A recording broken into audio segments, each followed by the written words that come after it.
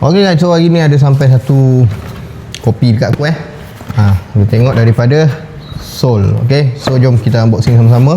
Bagi aku packaging dia agak nice jugalah, sebab dia bungkus dalam kotak macam ni, kemudian dalam dia macam ni lah kalau korang boleh tengok kan. So ini daripada Sol. Aku rasa korang mungkin familiar lah kopi ni, sebab mungkin selalu video ni lalu dekat FYP korang berkenaan dengan kopi ni kan.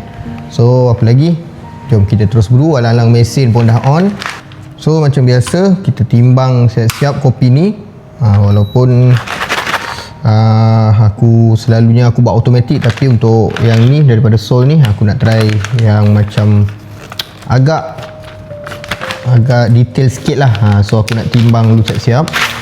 Okay, dari packaging, kalau yang siapa-siapa yang tak ada bekas vacuum tu, bagi aku rasa packaging dia pun dah sesuai dah. Sebab dia dah ada yang fast click macam ni kan. Okay, so jom kita timbang dulu. Bau dia macam kopi biasa. Untuk yang ni aku pilih yang single origin punya single origin Costa Rica Jaguar. Okay, so aku akan gunakan timbangan yang sama lah untuk aku punya kopi ni. Okay, kita off dulu, kita calibrate sikit. Kita tunggu dia calibrate. Ok, baru kita letak.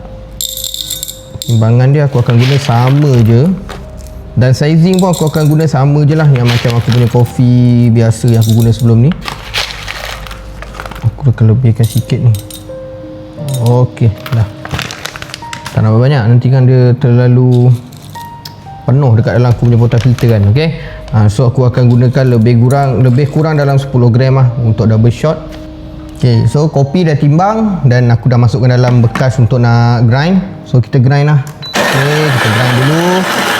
Kita tengok. Ok, settle grind. Bau dia sedap lah. Ok, ni dah settle grind.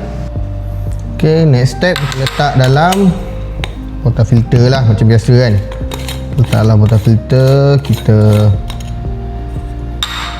kasih rata dulu. Ok, rata, kita temperkan dia. Ok, by the way, untuk yang nak cari temper yang macam aku punya ni kan, kalau korang dengar tadi aku buat tu ada bunyi klik kan. So temper ni aku ada sediakan dekat video aku sebelum ni, korang boleh tengok lah.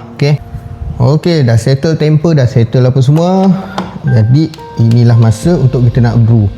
Ok, so untuk nak brew ni aku akan timbang dia, sebabnya nak bagi dapat detail